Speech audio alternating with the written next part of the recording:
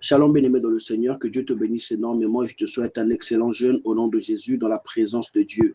Et que Dieu te guide, te dirige et qu'il te donne des instructions liées à ta destinée et à ton couloir. Ce matin, Dieu m'a mis à cœur de te parler de l'onction qui ne fait pas tout. L'onction, c'est bien. L'onction, c'est puissant. L'onction nous fait faire des exploits. Mais l'onction ne fait pas tout. Je vais tout de suite commencer par l'onction qui était sur le roi Saül. Amen. L'onction sans obéissance mène au rejet de Dieu.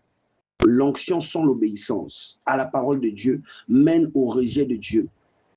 La Bible dit dans 1 Samuel chapitre 15, le verset 22, « L'Éternel trouve-t-il du plaisir dans les holocaustes et les sacrifices, comme dans l'obéissance à sa voix ?» Non, l'obéissance vaut mieux que le sacrifice. Saül, bien-aimé, quand on dit Saül, le roi, avait reçu une onction royale. Hein. Il avait l'onction royale. Mais sa désobéissance lui a fait perdre son trône. L'onction ne remplace pas l'obéissance quotidienne à Dieu. On peut être onctionné, oint, comme disent les Anglais. The anointing, tu es oint. Alléluia, tu es un homme oint, mais tu es impoli, mais tu es quelqu'un de désagréable, mais tu as l'onction. Alléluia. Voilà pourquoi nous devons obéir à la parole de Dieu. Nous devons méditer, mettre en pratique la parole de Dieu. Parce que la parole de Dieu redresse même notre comportement, redresse même notre attitude dans nos familles, dans nos maisons, nos foyers, avec ton mari, avec ta femme, et même dans l'église et au travail. Parce que tu peux avoir l'onction et être impoli. Tu peux avoir l'onction et être malveillant, malveillante. Tu peux avoir l'onction et faire beaucoup d'erreurs. Alléluia, l'onction ne fait pas tout, mon frère, ma soeur. Voilà pourquoi la Bible dit dans Hébreux chapitre 4, le verset 12, « Car la parole de Dieu est vivante et efficace, plus tranchante qu'une épée quelconque à deux tranchants, pénétrante jusqu'à partager âme et esprit, jointure et moelle. Elle juge les sentiments et les pensées du cœur. » La parole juge les sentiments et les pensées du cœur. Donc la parole va te redresser dans beaucoup de domaines. Il ne suffit pas d'avoir l'onction d'imposer les mains sur les malades et les malades guérissent. Et même, je vais te choquer. Je vais même te choquer pour te dire que tu peux avoir l'onction. Tu peux avoir l'onction et avoir dans ton cœur des personnes avec qui tu ne parles pas. Ce n'est pas bien. Ce n'est pas bien, bien-aimé. Alléluia. Donc, en deuxième lieu, bien-aimé dans le Seigneur, l'onction sans sainteté peut devenir stérile. Tu as l'onction, tu as été oint. Saül est oint roi. Samson, oint depuis le ventre de sa mère, un ange est apparu à Manoach, le parler avec sa femme. Et l'ange, tellement le message était fort, Manoach et sa femme ont demandé que l'ange revienne. Et l'ange est revenu, leur donner des instructions sur Samson. Alléluia. Alléluia. La Bible dit dans Hébreux 12, 14, recherchez la paix avec tous et la sanctification sans laquelle personne ne verra le Seigneur. Tu es oint, mais l'onction est sur toi, ma soeur. L'onction est sur toi, mon frère. Toi qui m'écoutes ce matin, mon frère, ma soeur. Mais tu peux faire beaucoup d'erreurs. Tu as l'onction, mais tu n'aimes pas écouter les conseils. Toi, tu es madame, je sais tout. Monsieur, je sais tout. C'est dangereux. Tu vas faire beaucoup d'erreurs. Il faut avoir un esprit d'écoute. Vous savez, la vertu des rois, la vertu des leaders, la vertu même des présidents de la République, c'est de savoir écouter. Écouter les conseillers, écouter le peuple. Que veut le peuple? Alléluia. Toi, tu n'aimes pas des conseils. Tu n'aimes pas qu'on te parle. Même quand c'est un conseil qui est fait entre quatre murs en aparté, on te donne un bon conseil qui va t'aider. Alléluia. Mais toi, tu prends ça toujours mal. C'est pas bon. Ce sont les conseils qui vont te construire. Les conseils des gens qui t'aiment, qui te portent à cœur. Et si tu as la grâce d'avoir un pasteur, tu as la grâce d'avoir un frère, une sœur qui prend le courage de te dire les choses quand tu fais des erreurs. Bien-aimé, c'est une grâce, c'est une bénédiction. Il faut conserver ces personnes-là autour de toi. Parce que Samson était oint dès le ventre de sa mère, je l'ai dit ici, dans Juge chapitre 13, le verset 5. Mais ses compromis avec le péché ont brisé sa force et sa destinée. L'onction n'efface pas la responsabilité morale. Tu as l'onction, mais tu es toujours là, facilement tu tombes avec une fille, facilement tu tombes avec un homme.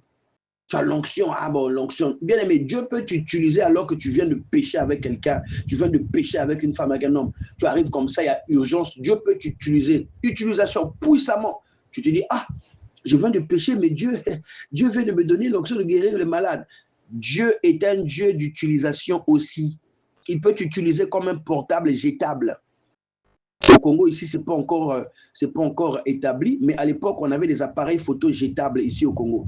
Appareil photo jetable. Tu utilises, tu prends la pellicule et l'appareil photo est inutilisable pour une deuxième fois.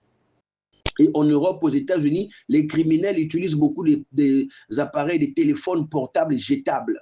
Tu utilises, après tu jettes. Alléluia. Il ne faut pas que tu sois le téléphone portable jetable, l'appareil photo jetable de Dieu. Est-ce que quelqu'un me suit? Alors dis-moi un amen si ce que je dis te bénit. L'onction sans préparation ni discipline n'est pas suffisante. 2 Timothée chapitre 2, le verset 15. Efforce-toi de te présenter devant Dieu comme un ouvrier approuvé, qui n'a point à rougir, qui dispense droitement la parole de la vérité. Même avec l'onction, il faut étudier, il faut prier, il faut jeûner, il faut se former. L'onction ne remplace pas la préparation, elle la dynamise. Alléluia. L'onction sans préparation est destinée au ravin. C'est-à-dire que tu vas aller tout droit dans un ravin et tu vas te faire du mal, tu vas te briser les os. Est-ce que quelqu'un me suit? La préparation, les conseils, la formation, l'étude de la Bible, l'étude de la parole de Dieu, des bons enseignements, la prière. Tu dois avoir une vie de prière. Le jeûne. Amen. Et cela va te bâtir. Cela va dynamiser l'onction. Alléluia. Donc tu dois, bien aimé, faire très attention. L'onction sans amour ne sert absolument à rien, bien aimé de le Seigneur. Tu peux prophétiser comme le prophète Moïse. Tu peux prophétiser comme le prophète Ézéchiel. Tu peux faire des miracles comme lui-même, notre maître par excellence, dans Marc chapitre 5. La perte à la femme de sang, et plutôt, excusez-moi. La femme à la perte de sang, voilà, je vais y arriver. La femme à la perte de sang, la fille de Jairus, amen, le fou de Gadara. Tu fais tous ces miracles-là. Tu dis, ah, je suis arrivé au niveau du maître, quoi. Donc j'arrive à faire des choses extraordinaires. Ah, merci Jésus, quelle onction, quelle grâce, quelle grâce. Amen. Mais l'onction sans amour, ça ne sert absolument à rien. 1 Corinthiens chapitre 13, le verset 1 à 2. 1 Corinthiens chapitre 13, le verset 1 à 2. Quand je parlerai des langues des hommes et des anges, si je n'ai pas l'amour, je suis un airain qui résonne, une cymbale qui retentit. Quand j'aurai toute la foi jusqu'à transporter les montagnes, si je n'ai pas l'amour, je ne suis rien. On ne peut pas avoir une forte onction prophétique ou une onction de miracle ou une onction d'enseignement ou une onction de parler en langue, que sais-je encore, d'écouter les langues, de les interpréter, écouter même les bébés qui parlent, tu interprètes. Mais sans amour, bien aimé, ton ministère est vide aux yeux de Dieu. L'onction ne fait pas tout. L'amour demeure la priorité. L'amour. Amen. J'ai compris une chose, qu'il ne faut pas garder rancœur, rancune dans le cœur.